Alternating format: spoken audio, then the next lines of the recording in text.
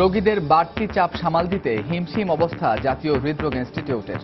400 আসনের বিপরীতে প্রতিদিন ভর্তি হচ্ছে 1000 রোগী, ব্যাহত হচ্ছে চিকিৎসা সেবা। কালকে সন্ধ্যায় এখানে ভর্তি হয়েছি, বেড নাই, কোনো ব্যবস্থা নেই। বাংলাদেশের সবচেয়ে বড় হাসপাতাল এটা, কিন্তু এখানে ঠিকমতো চিকিৎসা হয় না। সিরাজগঞ্জ থেকে শুধু এই এনজিওগ্রাফ করার জন্য আমার আম্মার এনজিওগ্রাফ করার জন্য আমি এখানে নিয়ে আসছি। সরকার হেলথ সেক্টর থেকে রেভিনিউ কালেক্ট করছে, হয়তো সে বাজেট দিচ্ছে, কিন্তু ইমিডিয়েট যে খরচটা আমরা যদি করতে পারতাম তাহলে অনেকগুলো জিনিস কিন্তু এখানে হতো। জেলা পর্যায়ে সুযোগ সুবিধা বাড়ানো সহ ব্যবস্থাপনায় পরিবর্তনের তাগিদ। ঢাকার বাইরে যে হসপিটালগুলো টেকনিক্যালি তাদের আরো সাউন্ড করতে হবে, আরো ট্রেনিং দিয়ে এবং ম্যান পাওয়ারগুলোকে ওখানেও পর্যাপ্ত ম্যান পাওয়ার বাড়াতে হবে। দেখছিলেন বিশেষ শিরোনাম। দুপুরের সময় সঙ্গে আছি আমি কামরুজ্জামান মামুন এবং আমি ফয়সাল মোর্শেদ। এবারে অন্যান্য শীর্ষ সংবাদ। দীর্ঘ 9 মাস পর বিএনপি প্রকাশ্যে রাজনৈতিক কর্মসূচি। গ্যাসের দাম বাড়ানোর প্রতিবাদে রাজধানী সহ সারা দেশে বিক্ষোভ। বললেন সরকার জনবিচ্ছিন্ন হওয়ায় এ ধরনের সিদ্ধান্ত। এসএসসি পরীক্ষার প্রশ্নপত্র ফাঁসের অভিযোগে রাজধানী থেকে শিক্ষক সহ আটক 8।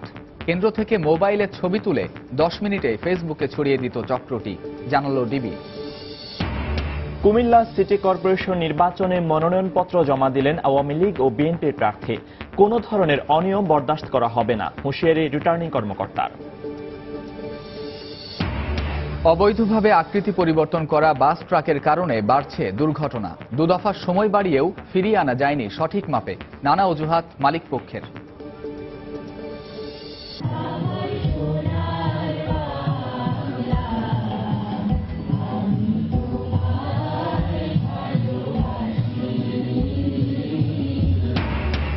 ঐতিহাসিক 2রা মার্চ উপলক্ষে ঢাকা বিশ্ববিদ্যালয়ের বটতলায় পতাকা উত্তোলন। 71-এর এই দিনেই অস্তিত্ব আর অধিকারের জানান দিয়েছিল বাঙালি জাতি।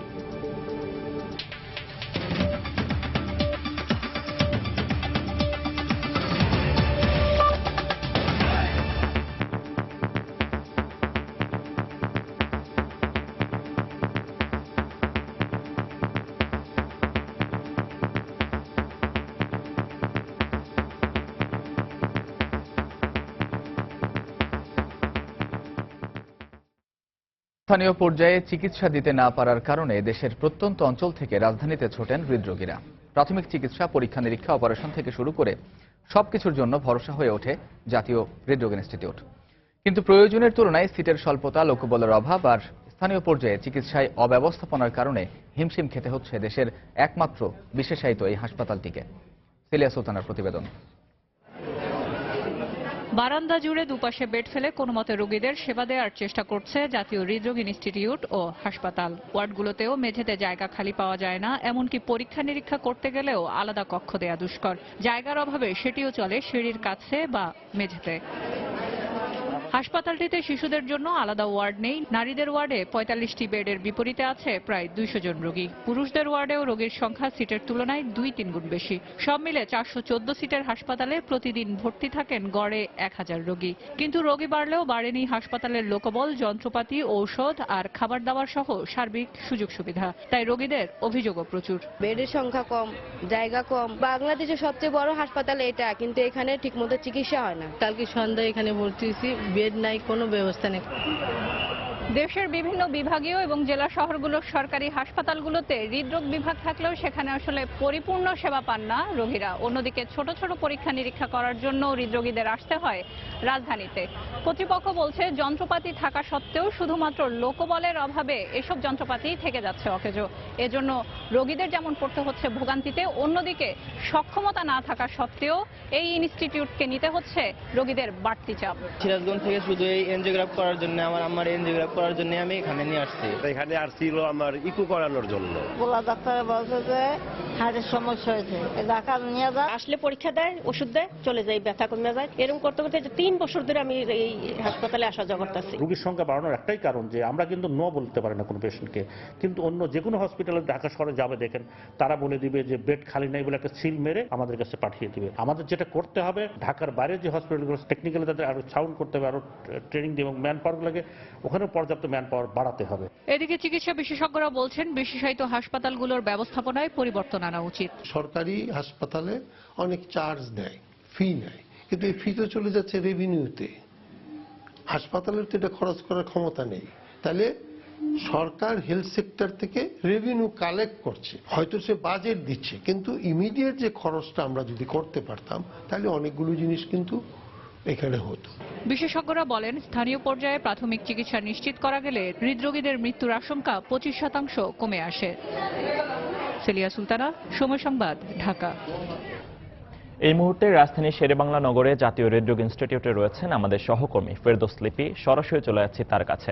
লিপি, ফয়সাল, বিশেষ প্রতিবেদনটিতে আমরা যেমন চিত্র শুনতে পেরেছি তেমনি আসলে আজকের চিত্র, এবং হাসপাতালে এসে যখন আমি তথ্যগুলো নিয়েছিলাম তো আজকেও দেখলাম যে প্রায় 950 মতো রোগী কিন্তু ভর্তি আছে, এবং এর মধ্যে 153 জন কিন্তু নতুন করে রোগী ভর্তি হয়েছে। এবং আপনি জানেন যে প্রতিবেদন আমরা শুনেছি 414টি আসনের বিপরীতে কিন্তু এখানে এই রোগীগুলো আছে, এবং এই ক্ষেত্রে ডাক্তার বা হাসপাতাল কর্তৃপক্ষ যেটা বলছে সেটা বলছে তারা আসলে চেষ্টা করছে যে রোগীদেরকে সেবা দেওয়ার জন্য, এবং যতটুকু তাদের আয়োজন আছে সেই আয়োজনের মধ্যে। তবে এই ক্ষেত্রে আপনাকে জানিয়ে রাখি যে আসলে প্রায় যে 950 মতো রোগী ভর্তি আছে, এদের বিপরীতে ডাক্তারের সংখ্যা কিন্তু 350, এবং এই 350 কিন্তু হাসপাতালে যে অনুমোদিত ডাক্তারের সংখ্যা সেটি আছে। কিন্তু যেটা সমস্যা হয়ে যায় সেটা হচ্ছে বাড়তি যে রোগী, সেই রোগীর চাপ সামলাতে কিন্তু সমস্যা হয়ে যায়। এবং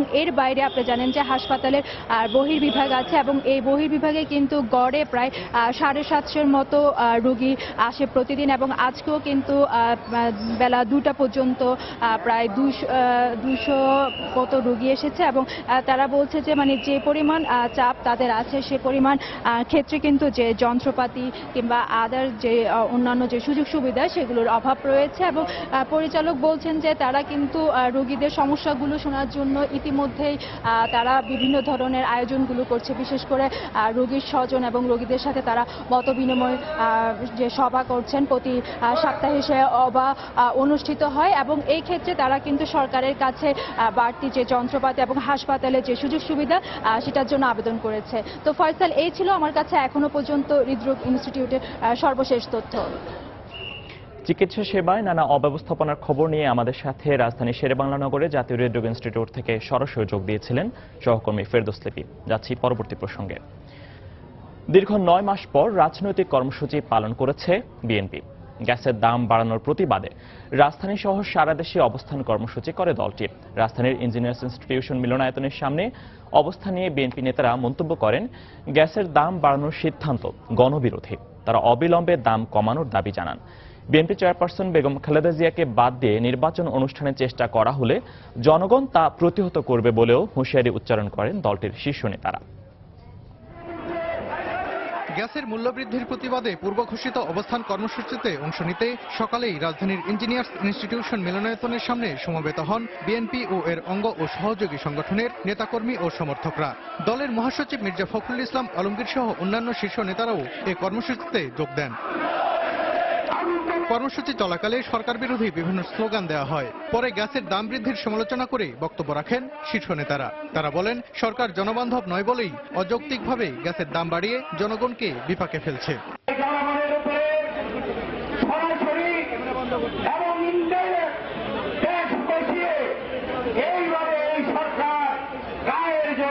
পরিচালনা করছে এই সরকার নির্বাচিত হয় না, এই সরকার অবৈধ, এই সরকারের কোনো জবাবদিহিতা নাই, তারা বারবার বিরোধী সিদ্ধান্ত নেবে। মির্জা ফখরুল ইসলাম আলমগীর গ্যাসের মূল্য কমানোর দাবি করেন। পাশাপাশি সব দলের অংশগ্রহণে নিরপেক্ষ সরকারের অধীনে নির্বাচন অনুষ্ঠানের দাবি জানান তিনি। আমরা স্পষ্টভাবে বলতে চাই যে গ্যাসের মূল্য বাড়ানো যাবে না, গ্যাসের মূল্য কমাতে হবে। এখানে কোনো মতেই কোনোভাবেই তো নিশ্চিত করে থাকেন যে বিএনপিকে বাদ দিয়ে দেশের দিকে প্রমুখালে দিয়েছে এই দেশে তো নির্বাচন হবে, এই দেশের মানুষ কোনোদিনই তা মেনে নেবে না বন্ধুগণ। জনগণের স্বার্থ সংশ্লিষ্ট বিষয় নিয়ে এখন থেকে রাজপথের আন্দোলনে থাকার হুঁশিয়ারি দেন মির্জা ফখরুল। এই ধরনের কর্মসূচির মধ্যে দিয়ে জনগণের মধ্যে গিয়ে জনগণকে উজ্জীবিত করে তুলতে হবে।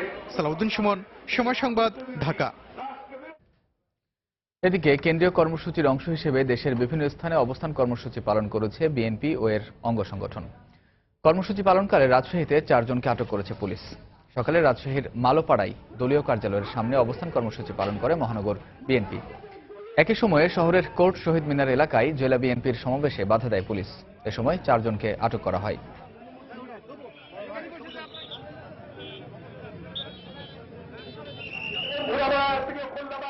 খুলনা নগরীর দলীয় কার্যালয়ের সামনে অবস্থান কর্মসূচি পালন করেন মহানগর বিএনপি ও এর অঙ্গ সংগঠনের নেতাকর্মীরা।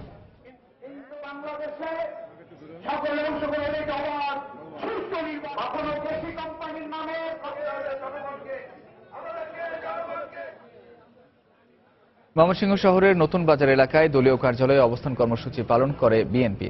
গ্যাসের দাম বাড়ানোর সিদ্ধান্ত দ্রুত প্রত্যাহার করা না হলে কঠোর আন্দোলনের হুমকি দেন তারা।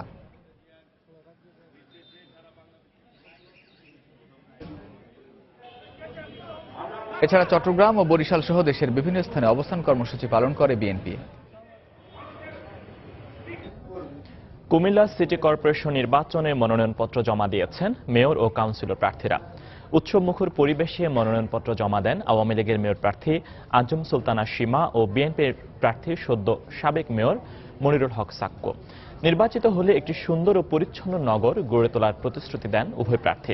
এদিকে নির্বাচনকে কেন্দ্র করে কোনো ধরনের অনিয়ম মেনে নেওয়া হবে না বলে জানিয়েছেন রিটার্নিং কর্মকর্তা। কুমিল্লা থেকে রাশেদ লিমনের রিপোর্টে বিস্তারিত। মনোনয়নপত্র জমা দেওয়ার শেষ দিনে নির্বাচনী আমেজ বইছে কুমিল্লা নগর জুড়ে। দুপুর 12টার কিছু আগে মনোনয়নপত্র জমা দেন আওয়ামী লীগ মনোনীত প্রার্থী আঞ্জুম সুলতানা সীমা। কুমিল্লাবাসীকে সঙ্গে নিয়ে নৌকার বিজয় ছিনিয়ে আনার প্রত্যয় ছিল তার কণ্ঠে। সমস্যার তো শেষ নেই, এগুলো আমি বসে কুমিল্লার মানুষকে নিয়ে বসে এক এক করে চিহ্নিত করে সবাইকে নিয়ে কাজ করে এগুলো দূর করার চেষ্টা করি। আমি কুমিল্লার মেয়ে, মাননীয় প্রধানমন্ত্রী শেখ হাসিনা আমাকে নৌকা দিয়ে ওনাদের কাছে পাঠিয়েছে। সকলে মিলে ঐক্যবদ্ধ হয়ে সবাই যেন নৌকার পক্ষে কাজ করে। এদিকে বেলা 1টার কিছু আগে কেন্দ্রীয় নেতাদের সঙ্গে নিয়ে মনোনয়নপত্র জমা দেন বিএনপি মনোনীত প্রার্থী মনিরুল হক। গত 5 বছরের কাজের মূল্যায়নে কুমিল্লাবাসী আবারও তাকে নির্বাচিত করবে বলে আশাবাদ জানান সদ্য বিদায়ী এই mayor. Comilla city corporation train চলা শুরু হয়েছে, আমি মনে করি বলি সব চলা শুরু হয়েছে। এটা 2020 সাল পর্যন্ত আমরা চালাইতে পারি। কুমিল্লা সিটি সবচেয়ে সুন্দর সিটি কর্পোরেশন মানুষ মূল্যায়ন করবো। আমি ভালো না সীমা ভালো, আমি সীমার কোনো খারাপ কিছু দেখি না। তো মানুষ কাজের মূল্যায়ন করে মানুষ। এদিকে নির্বাচনকালীন সময় আচরণবিধি মেনে চলতে প্রার্থীদের নির্দেশ দিয়েছেন রিটার্নিং অফিসার। কোনো ধরনের অনিয়ম বরদাস্ত করা হবে না বলেও সাফ জানিয়ে দেন তিনি। আমরা প্রচুর নিরাপত্তা ব্যবস্থা গ্রহণ করেছি, কেউ যাতে আচরণবিধি লঙ্ঘন না করে সে ব্যাপারে আমরা সবাইকে মোটামুটি সতর্ক করে দিয়েছি।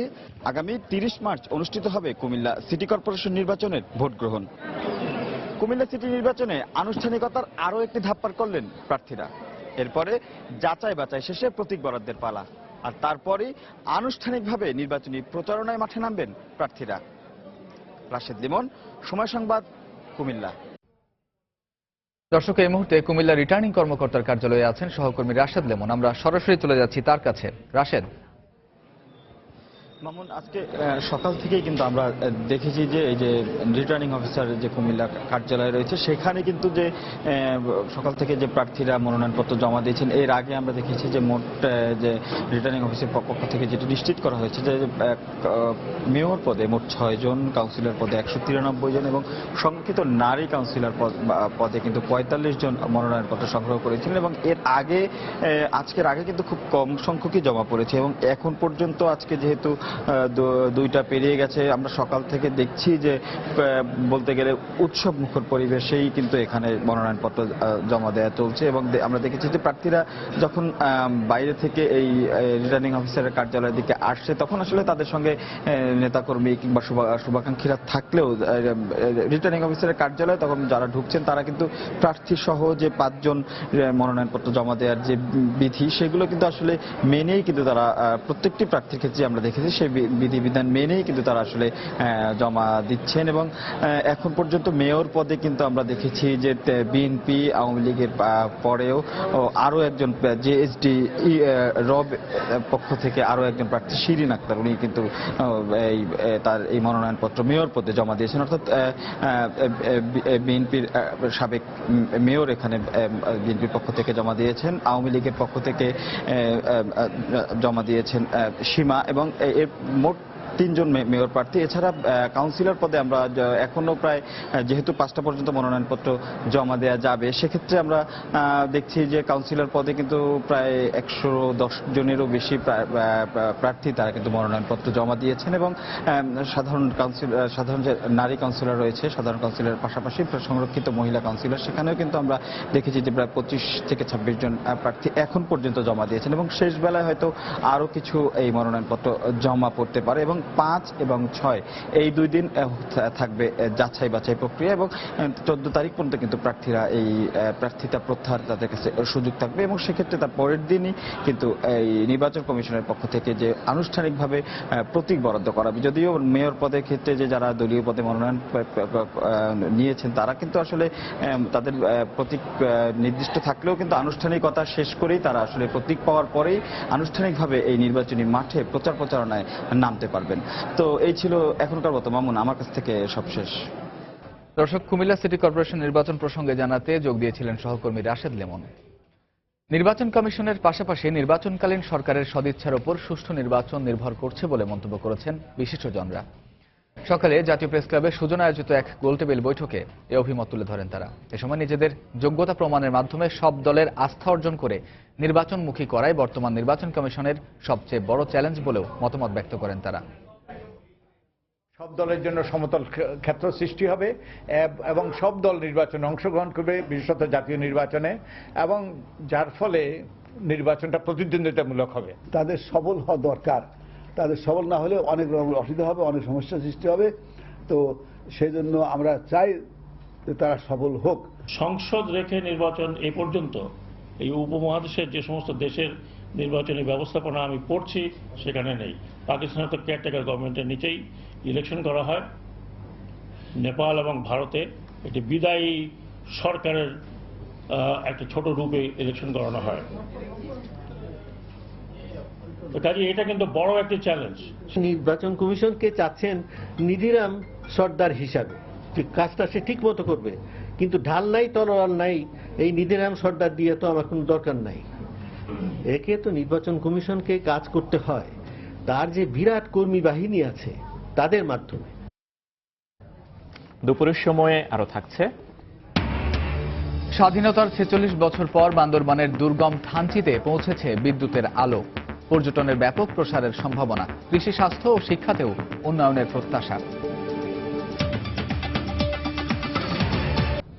জাতীয় সঙ্গীত পরিবেশন সহ নানা আয়োজনের মধ্য দিয়ে পালন হচ্ছে জাতীয় পতাকা উত্তোলন দিবস। এ উপলক্ষে ঢাকা বিশ্ববিদ্যালয়ের ঐতিহাসিক বটতলায় বর্ণাঢ্য কর্মসূচির আয়োজন করা হয়। সকালে জাতীয় সঙ্গীত পরিবেশনের মাধ্যমে পতাকা উত্তোলন করেন ঢাকা বিশ্ববিদ্যালয়ের উপাচার্য মশ আরিফিন সিদ্দিক। স্বাধীন সার্বভৌমত্বের চেতনাকে ধারণ করে হাতে লাল সবুজের পতাকা নিয়ে অনুষ্ঠানে যোগ দিতে বটতলা মঞ্চে আসেন শিক্ষক, শিক্ষার্থী সহ বিভিন্ন সংগঠনের নেতাকর্মীরা।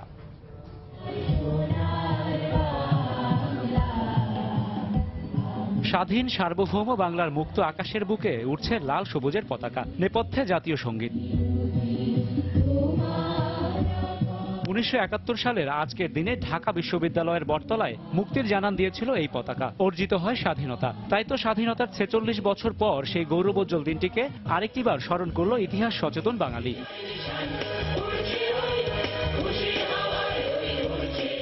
পতাকা উত্তোলন দিবসে ঢাকা বিশ্ববিদ্যালয়ের শিক্ষার্থীদের কণ্ঠে উচ্চারিত দেশের গান উজ্জীবিত করে 16 কোটি বাঙালির প্রাণ। সঙ্গীতের মূর্ছনায় পরিবেশিত নৃত্য মন্ত্রমুগ্ধ হয়ে উপভোগ করেন আগতরা। এর আগে সংক্ষিপ্ত আলোচনায় দেশপ্রেমী উজ্জীবিত হয়ে ক্ষুধা ও দারিদ্র্যমুক্ত আগামীর বাংলাদেশ গড়তে তরুণ প্রজন্মের প্রতি আহ্বান জানান অতিথিরা। 71-এর মুক্তিযুদ্ধের চেতনা, যেই চেতনা নিয়ে 30 লক্ষ মানুষ আত্মোৎসর্গ করে গেছেন, সেই চেতনাকে আমরা ধারণ করব। জাতির জনক বঙ্গবন্ধুর যে স্বপ্নের সোনার বাংলা, সেই বাংলাদেশ গড়ে তোলার লক্ষ্যে আমরা এগিয়ে যাব এবং সেই কারণেই আজকে আমাদের আরো বেশি ঐক্যবদ্ধ হতে হবে। পতাকার সাথে মিশে আছে জাতির গৌরব, ইতিহাস। সেই পতাকা বুকে নিয়ে দেশ গড়ার প্রতিজ্ঞা নিলেন শিক্ষার্থীরা। আসলে যে আমাদের মূল্যবোধ দিবসগুলোর সাথে আমাদের যে চেতনার যে একটা সংযোগস্থল, মানে এই জিনিসটা আমরা বোধহয় হচ্ছে অনেক তরুণী মনে রাখতে পারি না। অনেকেই পতাকাকে সম্মান করি না, আমাদেরকে সম্মান করা শিখতে হবে এবং দেশকে ভালোবাসতে হবে, আমাদের সবাইকে একসঙ্গে একত্রে থাকতে হবে। যে চেতনাকে ধারণ করে অর্জিত হয়েছে স্বাধীনতা, সেই চেতনায় এগিয়ে যাবে বাংলাদেশ, এমনটাই প্রত্যাশা সকলের। রাশেদ বাপ্পি, সময় সংবাদ, ঢাকা। ৭১-এর এই দিনেই পূর্ব পাকিস্তানের ভূখণ্ডে উত্তোলন করা হয় স্বাধীন বাংলাদেশের প্রথম পতাকা। বাঙালিরা নিজের অধিকার আর অস্তিত্বকে পতাকা উত্তোলনের মাধ্যমে তুলে ধরেছিল বিশ্বের সামনে। সেদিন পাকিস্তানি শাসক গোষ্ঠীর শোষণ আর নিপীড়নের বিরুদ্ধে ফুঁসে উঠেছিল আমজনতা। মুক্তিসংগ্রামীরা বলছেন যে স্বপ্ন নিয়ে বাংলার বুকে পতাকা উড়িয়েছিলেন তারা, তার বাস্তবায়নে আরও অনেকটা পথ অতিক্রম করতে হবে। রিপোর্ট তোহা খান তামিমের। পুরান ঢাকার আব্দুল মান্নান গত ৩৫ বছর ধরে এভাবেই লাল সবুজের মিশেলে তৈরি করে চলেছেন জাতীয় পতাকা। উৎসবের দিনগুলোতে পতাকা উড়তে দেখলে গর্বে বুকটা ভরে ওঠে তার। পতাকা সেলাইয়ে কখনো লাভ ক্ষতির হিসেব করেননি তিনি। তার কাছে এ শুধু এক টুকরো কাপড় নয়, সবুজে মোড়ানো প্রিয় বাংলাদেশ। ডিসেম্বরটা যখন আসে তখন রাতের বেলা যেমন ঘুম মারিয়াও আমরা কাজটা করি, মনের একটা আনন্দ হলে সবচেয়ে বড় আর কি, দেশের জন্য আমরা এটি করতেছি বা আমরা করার পরে দেখা যায় হয়তো হাজার হাজার লোকে মন্দিরে টানাইতেছে, তখন মনের মধ্যে খুব আনন্দ লাগে। আব্দুল মান্নানের সেলাই করা আজকের এই পতাকার পেছনে রয়েছে অনেক রক্ত আর ত্যাগের ইতিহাস। ১৯৭০ সালের ৭ই জুন ঢাকা বিশ্ববিদ্যালয়ের তৎকালীন ইকবাল হলে জড়ো হন ছাত্র নেতারা। সিদ্ধান্ত নিলেন সবুজ জমিনের ওপর লাল সূর্যের মাঝে বাংলার মানচিত্র খচিত পতাকা তৈরির। কেউ আনলো কাপড়, কেউ করলো নকশা। এভাবেই তৈরি হলো বাংলার স্বাধিকারের নিদর্শন। পতাকাটার মধ্যখানে যে রংটা, এইটা অঙ্কন করার জন্য শিবনারায়ণ দাস, ওকে দিয়ে ওটার অঙ্কন করা হয়। আর এই কাপড় জোগাড় করা, রাত্রেবেলা এগুলি জোগাড় করানো কামরুল আলম খান খসরু সহ তার সাথে আরো অনেকে ছিল। পরে ১৯৭১ সালের ২রা মার্চ তৎকালীন ছাত্র নেতাদের ডাকে ঢাকা বিশ্ববিদ্যালয়ের কলাভবনের বটতলায় জড়ো হয় লক্ষ জনতা। আর সেখানেই প্রথমবারের মতো উত্তোলিত হয় লাল সবুজ পতাকা। তবে বিশ্লেষকরা বলছেন এখনো অর্জিত হয়নি স্বতন্ত্র পতাকার লক্ষ্য। বাংলাদেশ যে চেতনা আদর্শের উপরে ভিত্তি করে সৃষ্টি হয়েছিল, সেই চেতনা আদর্শকে অনেক সময় দেখা গেছে খামচে ধরা হয়েছে, পতাকার মান পরিপূর্ণভাবে রক্ষা করা হয়েছে, এমনটা বলবার সপক্ষে কোনো যুক্তি আমাদের নেই। মুক্তি সংগ্রামীদের মতে আগামী প্রজন্মকে গড়ে তুলতে হবে নৈতিকতা, দেশের প্রতি ভালোবাসা আর অসাম্প্রদায়িক চেতনার ভিত্তিতে। আর তাহলেই তারা গড়ে তুলতে পারবে মুক্তি সংগ্রামীদের স্বপ্নের বাংলাদেশ। এভাবে দেশের প্রতিটি শিক্ষা প্রতিষ্ঠানে প্রতিদিন জাতীয় সঙ্গীত আর জাতীয় পতাকার প্রতি সম্মান জানিয়ে দেশের ভালোবাসায় শিখতে হয় এই শিক্ষার্থীরা। তবে যে ত্যাগ আর তিতিক্ষার পর লাল সবুজের এই পতাকা বাঙালির হয়েছে, তা অক্ষুণ্ণ রাখতে প্রত্যয়ী আগামীর বাংলাদেশ করার কারিগররা। তোহা খান তামিম, সময় সংবাদ, ঢাকা। 2 দফা সময় বেঁধে দিয়েও অবৈধভাবে আকৃতি পরিবর্তন করা ট্রাক, লরি, কাভার ভ্যান ও বাসগুলোকে নিয়ম মানাতে পারছে না বিআরটিএ। মূল মাপের চেয়ে আকৃতি বাড়ানো এসব যানবাহনে আবার লাগানো হয় বাড়তি বাম্পার। এতে দুর্ঘটনা বাড়ায়, উদ্বেগ বাড়লেও নানা অজুহাতে যানবাহনের বাড়তি কাঠামো খুলতে নারাজ মালিকরা। তবে বিআরটিএ বলছে সড়কের নিরাপত্তার স্বার্থে আইন মানতেই হবে যানবাহনগুলোকে। তাফসির বাবুর রিপোর্ট। বাংলাদেশে যেসব ট্রাক ও যাত্রীবাহী বাস চলাচল করে, সাধারণত সেগুলোর চেসিস আমদানি করা হয় বিদেশ থেকে, পরে দেশে তৈরি করা হয় বডি। আর তা করতে গিয়েই বেশি যাত্রী বা মালামাল বহনের জন্য অবৈধভাবে বানানো হয় যানবাহনের আকার। নিয়ম অনুযায়ী একটি ট্রাকের এই যে ড্রাইভার কেবিন, এই কেবিনের যে প্রস্থ, তার পেছনের যে মূল বডি রয়েছে, এই বডির প্রস্থ একই রকম হওয়ার কথা। তবে বাংলাদেশে যেসব ট্রাক আমরা দেখতে পাই, সেসব ট্রাকে এই ড্রাইভার কেবিনের চেয়ে মূল বডির প্রস্থটা অনেক বেশি চওড়া হয়, যার ফলে ঘটে দুর্ঘটনা। এছাড়া এই মূল বডিতে লাগানো এসব অ্যাঙ্গেল পাশাপাশি যখন দুর্ঘটনা ঘটে, তখন পার্শ্ববর্তী গাড়িতে অনেকটা বল্লমের মতো গেঁথে যায়, যার ফলে দুর্ঘটনায় ক্ষয়ক্ষতিটা হয় অনেক বেশি ভয়াবহ। যখন এটাকে মডিফিকেশন করবেন তখন ক্যাপাসিটি বাড়বে, তাহলে কি ওভারলোডিং হবে। ওভারলোডিং মানেই তো একটা ঝুঁকি। ঝুঁকিটা ওভারকাম করার জন্য আমাদের মডিফিকেশনটা যেভাবেই হোক একটা নিয়ন্ত্রণ নিয়ে আসতে হবে। ভয়াবহতা বিবেচনায় এসব যানবাহনের বাড়তি অংশ খুলে ফেলার নির্দেশ দিয়ে 2 দফায় সময় বেঁধে দেয় বিআরটিএ। গত 28 ফেব্রুয়ারি সর্বশেষ সময়সীমা পার হলেও সড়ক মহাসড়কে আগের অবস্থাতেই দেখা যায় ট্রাক, লরি, কাভার ভ্যানগুলোকে। অনেকে খোলাই আবার লাগাইছে অ্যাঙ্গেলগুলা, তারপর আমরা আর এই কারণে খোলাই নেই। বাম্পার একবার খোলা হয়েছিল, আবার দিয়ে সবাই লাগাইলো, পরে আবার আমরাও লাগাই লাইছি। আরেক দফা সময় চেয়ে পরিবহন মালিক সমিতি বলছে, একবার বিআরটিএ থেকে ফিটনেস পাওয়ার পর এখন হঠাৎ করে যানবাহনের আকৃতি ঠিক করা কঠিন। যদি করতে যাই তাহলে প্রত্যেকটা গাড়ি বডি ভাঙতে হবে।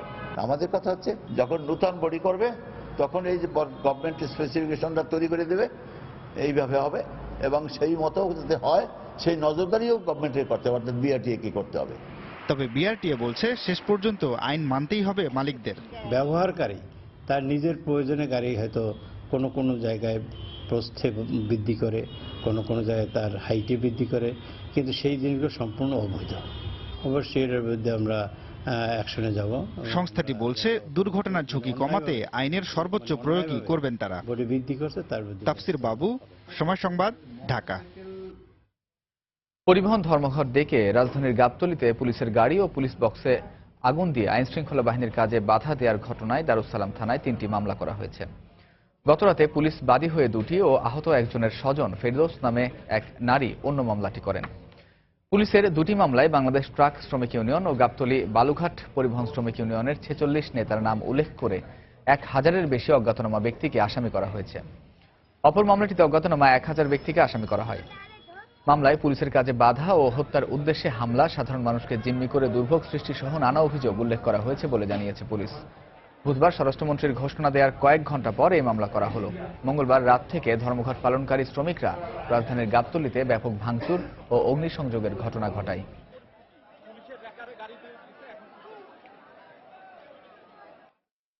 দারুসালাম থানাতে মোট 3টি মামলা রুজু হয়েছে এবং এক্ষেত্রে আমাদের একটি পুলিশের উপরে আক্রমণ বা পুলিশ অ্যাসল্টের কেস এবং আরেকটি বিশেষ ক্ষমতা আইনে এবং অন্য আরেকটি দণ্ডবিধি আইনে মামলা রুজু হয়েছে এবং এক্ষেত্রে যারা যারা আমাদের জড়িত আছে তাদেরকে আমরা গ্রেপ্তারের জন্য চেষ্টা অব্যাহত আছে। দেখছেন দুপুরের সময়। দুরন্ত বাইসাইকেল, উড়ে চলো দুরন্ত গতিতে। 2041 সালের জন্য শিশুদেরকে উপযুক্ত করে গড়ে তুলতে শিক্ষক আর অভিভাবকদেরকে আহ্বান জানিয়েছেন খাদ্যমন্ত্রী অ্যাডভোকেট কামরুল ইসলাম। সকালে রাজধানীর কামরাঙ্গীর চরে শেখ জামাল মাধ্যমিক বিদ্যালয়ের বার্ষিক ক্রীড়া প্রতিযোগিতা অনুষ্ঠানে প্রধান অতিথির বক্তব্যে তিনি একথা বলেন। দখলদাররা সরকারি জমি, নদী সব দখল করে নিচ্ছে। আমরা উদ্ধার করবই, আমরা আদি চ্যানেল উদ্ধার করব এবং এই এলাকা থেকে মনোরম একটা পরিবেশ আমরা সৃষ্টি করতে চাই। ইনশাল্লাহ সেটা আমরা পারব। আপনাদের সন্তানদের আগামী উন্নত বিশ্বের একজন সন্তান হিসেবে আপনারা নিজের এখন থেকে গড়ে তুলবেন।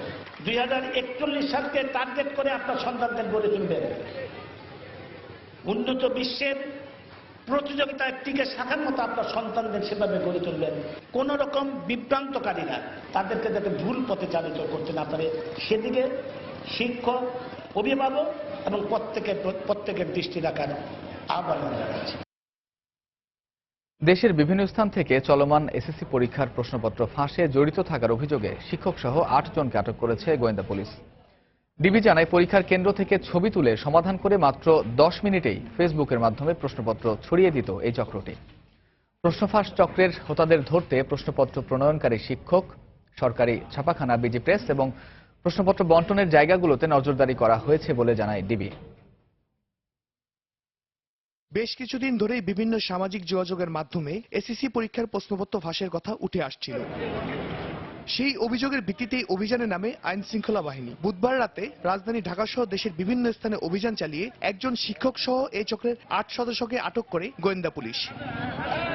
সকালে ডিবি কার্যালয়ে এক সংবাদ সম্মেলনে জানানো হয়, প্রেস থেকে বিভিন্ন স্কুল সেন্টারে প্রশ্নপত্র যাওয়ার পরে বন্টন করার সময় মোবাইলে ছবি তুলে সেগুলো সমাধান করে ইন্টারনেটে দিয়ে দেওয়া হতো। পরে ফেসবুক গ্রুপের মাধ্যমে সারা দেশে ছড়িয়ে দিত এই চক্রটি। কেন্দ্রে নিয়ে যাওয়ার সময় এমসিকিউ কোয়েশ্চেনের স্ন্যাপটা নিয়ে এটা উইদিন 10 মিনিটস এটাকে সলভ করে ফেলে, দ্রুত করে আবার একদম সলভড কপিটা উনি উনার ওই যে এখানে একটা অ্যাডমিন গ্রুপ কাজ করে ইন্টারনেটে, ওই অ্যাডমিন গ্রুপে পাঠিয়ে দিলে ওদের মেম্বার্স যারা ধরা পড়েছে সবার কাছে চলে যায়, ওরা সাব সেক্টরে তাদের যে সমস্ত লিঙ্ক আছে সব লিঙ্কে সেটা পাস করে। নিজস্ব পরিচালনায় কোচিং সেন্টারের সুনাম বাড়াতে তারা এ ধরনের কাজ করত বলে ডিবি জানায়। এটা তো আসলেই মুশকিল, ভয়াবহ কাজ।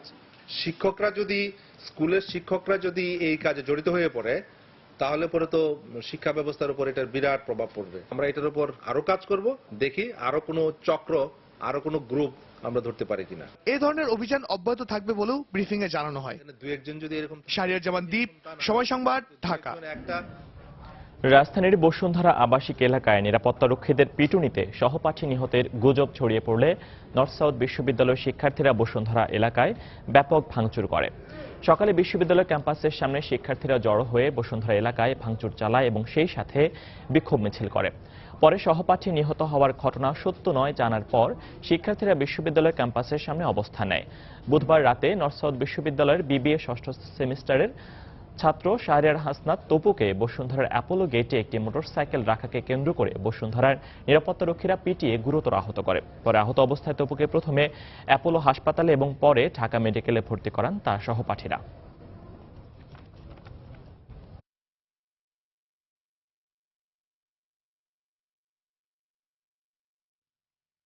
দেশীয় অস্ত্রসহ চট্টগ্রামের ইউএসটিসি বিশ্ববিদ্যালয় থেকে 6 জনকে আটক করেছে পুলিশ। সকালে নগরীর ফয়েজলেক থেকে তাদের আটক করা হয়। পুলিশ জানায়, আধিপত্য বিস্তারকে কেন্দ্র করে গত কয়েকদিন ধরে বিশ্ববিদ্যালয়ের এমবিবিএস ও বিবিএ অনুষদের শিক্ষার্থীদের মধ্যে উত্তেজনা বিরাজ করছিল। ভোরে দুপক্ষ মুখোমুখি অবস্থান নিয়েছে এমন খবরে ঘটনাস্থলে পৌঁছে তাদের সরিয়ে দেয় পুলিশ। এ সময় দেশীয় অস্ত্রসহ 6 জনকে আটক করা হয়। এদের মধ্যে 4 শিক্ষার্থী সহ 2 জন বহিরাগত রয়েছে বলে জানিয়েছে পুলিশ।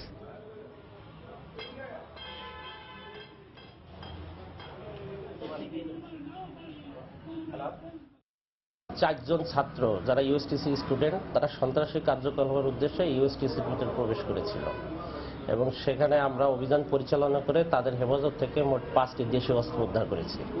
আর এর মধ্যে 2 জন আছে বহিরাগত, মোট 6 জন। প্রাথমিকভাবে মনে হয় যে তারা প্রতিপক্ষের সাথে কোনো সংঘর্ষে বা সন্ত্রাসী কার্যকলাপের উদ্দেশ্যে তারা এখানে গিয়েছিল।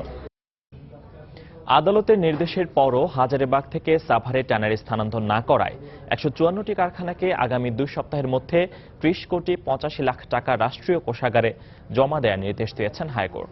সকালে বিচারপতি আশফাকুল ইসলাম ও বিচারপতি আশিস রঞ্জন দাসের সমন্বয়ে গঠিত হাইকোর্টের দ্বৈত বেঞ্চ এই আদেশ দেন। রিটকারী আইনজীবী জানান, 154টি কারখানা না সরানোয় আপিল বিভাগ ট্যানারি কারখানা মালিকদের দৈনিক 10,000 টাকা জরিমানা করেছিল। পরে শিল্প সচিব আদালতকে জানান, গত আগস্ট থেকে ট্যানারি কারখানা মালিকদের জরিমানার টাকা বকেয়া রয়েছে। এরপর আদালত 30 কোটি 85 লাখ টাকা 2 সপ্তাহের মধ্যে পরিশোধের নির্দেশ দেন। এই জরিমানা নির্ধারিত সময়ে পরিশোধ করা না হলে আরও কঠোর ব্যবস্থা নেওয়া হবে বলেও জানান আদালত। দুপুরের সময় আরো থাকছে। এবার মার্কিন অ্যাটর্নি জেনারেলের বিরুদ্ধে মস্কোর সঙ্গে গোপনে যোগাযোগের অভিযোগ। নির্বাচনে রুশ হস্তক্ষেপ তদন্তে একমত কংগ্রেস গোয়েন্দা কমিটি।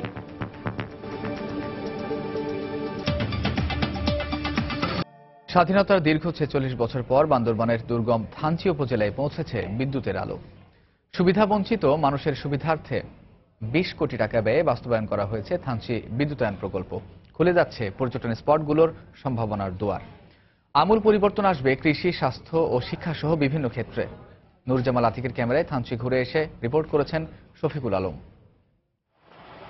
থং ল্যাং খুমি বান্দরবান পার্বত্য জেলার থানচি উপজেলার বাসিন্দা। দীর্ঘ 4.5 দশক পর বিদ্যুৎ পাল্টে দিয়েছে তার জীবনধারা, পাল্টে দিয়েছে ব্যবসা। জেনারেটরের মাধ্যমে আগে দিনে 3 থেকে 4 ঘন্টা ব্যবসা হতো তার। এখন বিদ্যুৎ আসায় রাত দিন 24 ঘন্টা ফটোকপি মেশিন আর কম্পিউটার চালিয়ে ব্যবসা করছেন তিনি। কাস্টমারদেরকে আমরা খুব সহজে সারিয়ে দিতে পারছি এবং এদেরও কাজের সুযোগ সুবিধা বাড়ছে এবং আমাদেরও কাজের জন্য আর কষ্ট করতে হচ্ছে না। বিদ্যুতের কারণে আমূল পরিবর্তন আসতে শুরু করেছে শিক্ষা, স্বাস্থ্য সহ এখানকার মানুষের আর্থসামাজিক অবস্থা। কারেন্ট আসার পর আমরা টিভি দেখতে পারি, পড়াশোনা করতে পারি। লাইটের আলোতে রাত্রেবেলা আর সমস্যা হয় না, দোকানপাটও বিক্রি করা যায়। আগে তো লাইট আলো না থাকায় কিন্তু সন্ধ্যার পর দোকানগুলো বন্ধ হয়ে যায়। স্বাধীনতার 46 বছর পর বিদ্যুতের আওতা আসার ফলে থানচি উপজেলার বহু এটা অকল্পনীয় একটা পরিবর্তন আসছে। আলো অন্ধকার কাটে, তাই এখানকার পিছিয়ে পড়া জনগোষ্ঠীকে বিদ্যুতের আলোয় আলোকিত করতে সরকার এখানে স্থাপন করেছে বিদ্যুতের সাবস্টেশন। বান্দরবানের ওয়াই জংশন ও থানচির বলিপাড়ায় স্থাপন করা হয়েছে দুটি বিদ্যুতের সাবস্টেশন। এখান থেকে দীর্ঘ 62 কিলোমিটার সঞ্চালন লাইনের মাধ্যমে বিদ্যুৎ পৌঁছে গেছে দুর্গম পাহাড়ের প্রতিটি ঘরে ঘরে। এই প্রকল্পের মাধ্যমে আমরা 17টি ট্রান্সফরমার বসাইছি, বিতরণ ট্রান্সফরমার, যার মাধ্যমে প্রত্যেক গ্রাহকের বাড়িতে আমরা বিদ্যুৎ সুবিধা দিতে পারবো। 2 বছর বা 3 বছর আগেও চিন্তা করে নাই যে এখানে তারা বিদ্যুৎ বাতি জ্বালাতে পারবে, পাখা ঘুরবে তাদের ঘরে, সারা দেশের মানুষকে বিদ্যুৎ সুবিধা দিবে। এই সিদ্ধান্তের ফলে আজকে এই দুর্গম উপজেলায় আপনারা এসেছেন এবং বিদ্যুতের উপকেন্দ্র দেখতে পাচ্ছেন। সুবিধাবঞ্চিত পাহাড়ি এলাকার উন্নয়নের অংশ হিসেবে বিদ্যুৎ উন্নয়ন বোর্ড নির্মাণ করেছে থানচি বিদ্যুতায়ন প্রকল্প।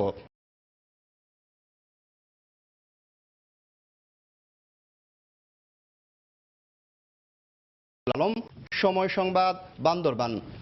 মুনাফালোভী সচ্ছল ব্যক্তি বা কোনো এনজিও যাতে সঞ্চয়পত্রের সুবিধা না পায় সেজন্য মাঠ পর্যায়ে সঞ্চয় কর্মীদের সেদিকে লক্ষ্য রাখার আহ্বান জানিয়েছেন ইনবের চেয়ারম্যান নজিবুর রহমান। সকালে রাজধানীর একটি হোটেলে জাতীয় সঞ্চয় অধিদপ্তর আয়োজিত এক প্রশিক্ষণ কর্মশালার উদ্বোধনী অনুষ্ঠানে এই নির্দেশনা দেন তিনি।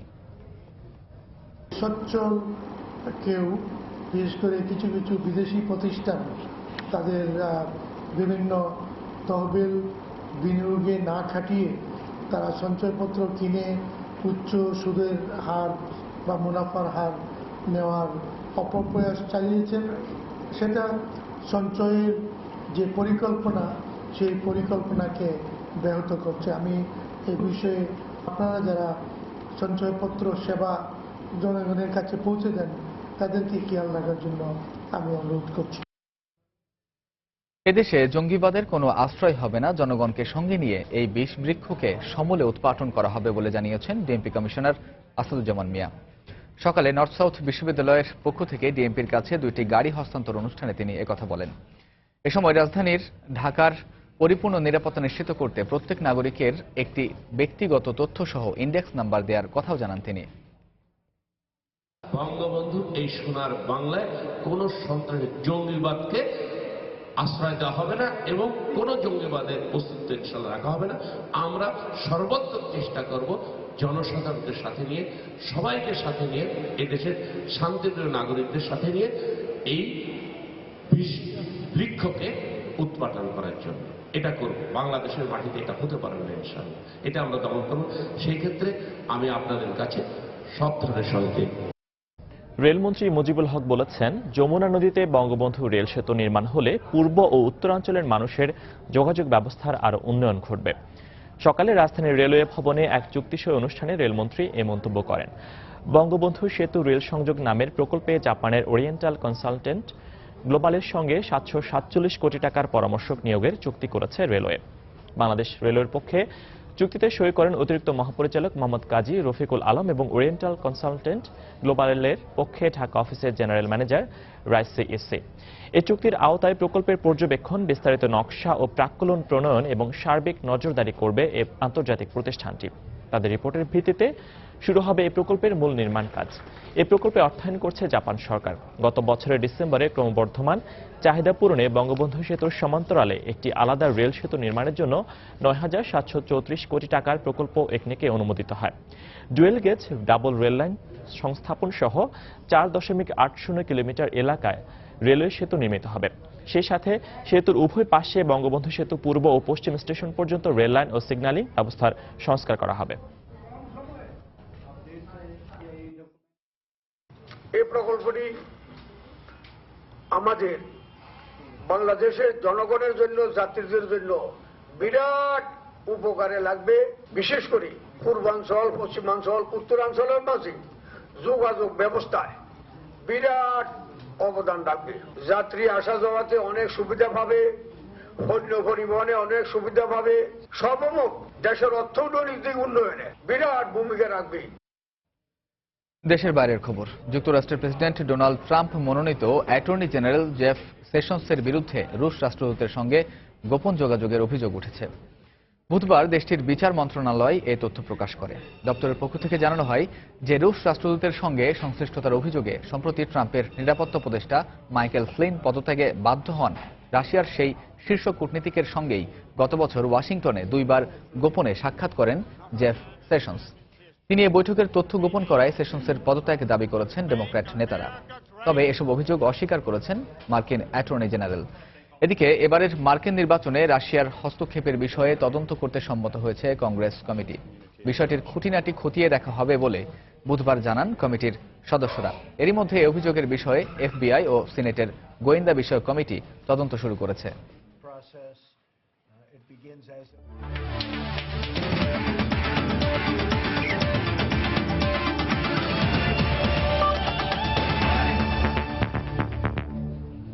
বাংলাদেশ ক্রিকেট দলের শ্রীলঙ্কা সফর প্রসঙ্গ। সফরের একমাত্র প্রস্তুতি ম্যাচে শ্রীলঙ্কার প্রেসিডেন্ট একাদশের বিপক্ষে টস হেরে ব্যাট করছে বাংলাদেশ। শেষ খবর পাওয়া পর্যন্ত টাইগারদের সংগ্রহ 2 উইকেটে 221 রান। এর আগে সকালে মোরাতুয়া ডি জয়সা স্টেডিয়ামে ব্যাটিংয়ে নেমে সুবিধা করতে পারেনি বাংলাদেশ। দলীয় 26 রানে ওপেনার সৌম্য সরকার ব্যক্তিগত 9 রান করে আউট হন। এরপর অবশ্য অভিজ্ঞ তামিম ইকবাল ও মুমিনুল হক মিলে লঙ্কান বোলারদের শাসন করে 143 রানের দারুণ এক জুটি করেন।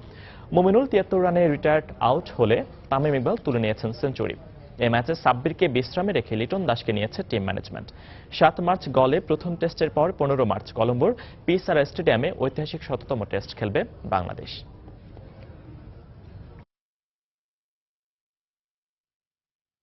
কলম্বোর পিসারা স্টেডিয়ামে 15 মার্চ শ্রীলঙ্কার বিপক্ষে বাংলাদেশ ক্রিকেট দল নিজেদের ক্রিকেট ইতিহাসে 100তম টেস্ট খেলবে। বিদেশের মাটিতে হলেও ক্রিকেটের গৌরবময় এই দিনটিকে স্মরণীয় করে রাখতে বাংলাদেশ দলের প্রত্যেক ক্রিকেটারদের বিশেষ ব্লেজার, বিশেষ ক্যাপ ও ক্রেস্ট দেবে বাংলাদেশ ক্রিকেট বোর্ড বিসিবি। এমনটাই জানিয়েছেন মিডিয়া কমিটির চেয়ারম্যান জালাল ইউনুস। আমরা চেষ্টা করব সেদিনটাকে স্মরণীয় করে রাখার জন্য। তো এতটুকু বলতে পারি যে আমরা চাচ্ছি যে যেরকম প্লেয়ারদের আমরা চাচ্ছি একটা ব্লেজার যেটা দিবে সেখানে 100 টেস্ট ব্লেজারের মধ্যে এটা লেখা থাকবে, সো দ্যাট ওইটাও একটা স্মরণীয় হয়ে থাকবে। ক্যাপের মধ্যে যদি সম্ভব হয় ক্যাপেও একটা 100 টেস্ট কোনো একটা জায়গায় থাকবে তো লেখা। তো এগুলা চিন্তায় আছে আমাদের। 100তম টেস্ট খেলা তো ডেফিনেটলি আমাদের ভাগ্যেরও ব্যাপার। এটা একটা আমাদের স্মরণীয় দিন, যেদিন 100 টেস্ট খেলা হবে, সেটা শ্রীলঙ্কার সেকেন্ড টেস্টটা। তো ডেফিনেটলি আমরা খুবই এক্সাইটেড সেদিন। দুপুর সময়ের পর্যায়ে শীর্ষ সংবাদগুলো জানিয়ে দিচ্ছি আরেকবার। দীর্ঘ 9 মাস পর বিএনপির প্রকাশ্যে রাজনৈতিক কর্মসূচি। গ্যাসের দাম বাড়ানোর প্রতিবাদে রাজধানী সহ সারা দেশে বিক্ষোভ। বললেন সরকার জনবিচ্ছিন্ন হওয়ায় এই ধরনের সিদ্ধান্ত। এসএসসি পরীক্ষায় প্রশ্নপত্র ফাঁসের অভিযোগে রাজধানী থেকে শিক্ষক সহ আটক 8। কেন্দ্র থেকে মোবাইলে ছবি তুলে 10 মিনিটে ফেসবুকে ছড়িয়ে দিত চক্রটি, জানালো ডিবি। কুমিল্লা সিটি কর্পোরেশন নির্বাচনে মনোনয়নপত্র জমা দিলেন আওয়ামী লীগ ও বিএনপি প্রার্থী। কোনো ধরনের অনিয়ম বরদাস্ত করা হবে না, হুঁশিয়ারি রিটার্নিং কর্মকর্তা।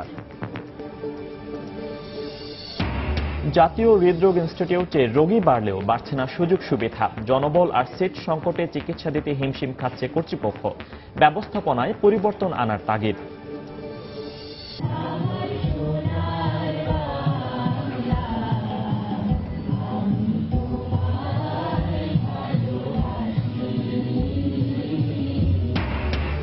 ঐতিহাসিক 2রা মার্চ উপলক্ষে ঢাকা বিশ্ববিদ্যালয়ের বটতলায় পতাকা উত্তোলন। 71-এর এই দিনে অস্তিত্ব আর অধিকারের জানান দিয়েছিল বাঙালি জাতি।